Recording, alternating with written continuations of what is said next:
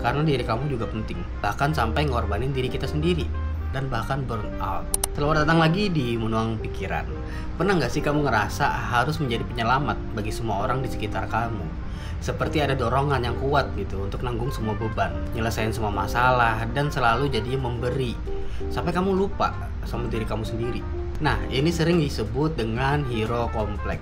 Meski niatannya baik, pola pikir ini bisa diam-diam ngancurin kamu dan ngerugiin diri kamu sendiri. Ya, kita tiap hari tuh ada aja tuntutannya ya kan. Baik dari kita tuh kayak ngerasa terdorong untuk terus-menerus memberi dan bantu, bahkan sampai ngorbanin diri kita sendiri. Kamu harus tahu nih soal pola ini jika kamu orang yang seperti ini, si hero complex. Ini adalah langkah pertama untuk menuju hidup yang lebih seimbang dan sehat buat kamu. Hero kompleks ini adalah kecenderungan psikologis di mana seseorang merasa terdorong untuk terus-menerus nyelamatin dan ngebantu orang lain, seringkali dengan ngorbanin kebutuhan, waktu, dan energi mereka sendiri. Niat dibaliknya ini mungkin baik gitu, ingin ngebuat perbedaan, ingin ngebantu orang lain, dan merasa dibutuhkan atau mendapatkan validasi. Tapi potensi bahayanya juga sangat-sangat nyata dan seringkali tidak disadari dan diabaikan. Secara fisik ini bisa nyebabin kamu kecapean, capek dalam artian capek mental lah, karena kamu terus-terusan ngeluarin energi untuk orang lain tanpa mengisi ulang energi kamu sendiri. Hero kompleks ini bisa micu stres, kecemasan, dan bahkan burnout. Ini juga bisa nyiptain siklus di mana orang lain menjadi terlalu bergantung pada kamu dan kamu merasa semakin terbebani. Sampai-sampai akhirnya apa? Akhirnya itu jadi kayak kewajiban kamu sendiri. Kamu jadi merasa bertanggung jawab atas masalah orang lain. Dan akhirnya apa? Akhirnya kamu jadi susah untuk mengatakan tidak. Apalagi kalau kamu misalnya orang yang dasarnya tidak enakan. Ini akan bahaya efeknya buat kamu. Karena aku juga ngerasain. Dan sekarang alhamdulillah sudah berubah. Aku sudah mulai bisa mengatakan tidak kepada kebutuhan orang lain. Karena berbenturan sama kebutuhan aku sudah bisa menolak permintaan orang lain ketika itu pikiran aku kayak tidak ada sangkut pautnya sama aku gitu. Kenapa harus aku juga gitu yang membantu ini gitu. Aku juga sudah bisa ngelakuin itu gitu. Walaupun di perspektif orang lain mungkin kayaknya aku jahat ya. Pikiran aku adalah mungkin ini saatnya untuk aku ngutamain diri aku sendiri. Karena selama ini aku sudah berkorban sama orang lain dan aku capek.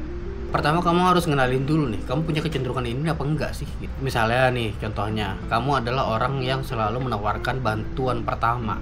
Meskipun kamu kesulitan menolak, tapi ketika kamu mendengar orang kesusahan, kamu akan menawarkan diri deh untuk membantu. Dan masalahnya adalah terkadang kamu yang terlalu mikirkan jadinya. Orang-orang yang jatuh dalam hal seperti ini biasanya punya perasaan bersalah ketika dia tidak membantu orang lain atau memperbaiki sesuatu. Tapi ya itu, kamu harus pelajarin ini untuk melindungi diri kamu sendiri. Prioritasin diri sendiri itu bukan tindakan egois. Itu dulu yang harus kamu pahamin. Satu itu dulu. Itu bukan egois. Itu wajar. Kamu harus utamain diri kamu sendiri.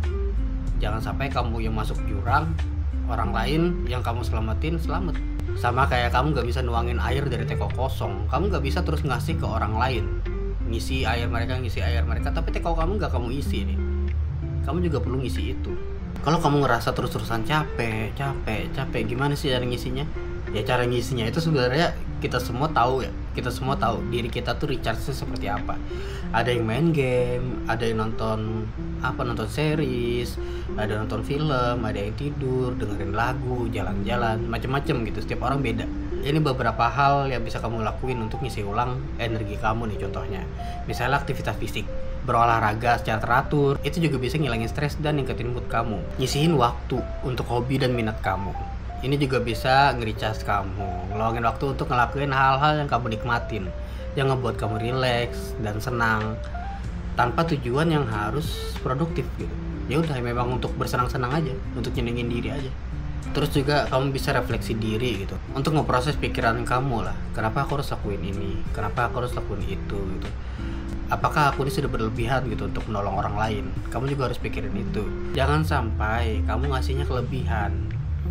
Itu poinnya sebenarnya. Jangan sampai kamu ngasihnya kelebihan ke orang lain, karena kamunya yang akan kosong.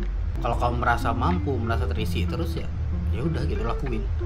Tapi jangan sampai kamu ngerasa kosong sendiri. Kamu ngasih tetapi tidak ada orang yang ngasih kamu. Jadi ingat aja kayak ngebantu orang lain tuh memang hal yang mulia dan penting gitu. Tapi sebelum ngelakuin itu, kamu harus pastiin dulu nih, kamunya sendiri gimana, kondisi kamunya gimana, kamu punya energi nggak, Bukan pas lagi kecapean, kamu lagi kosong, kamu paksa bantu orang lain, akhirnya apa?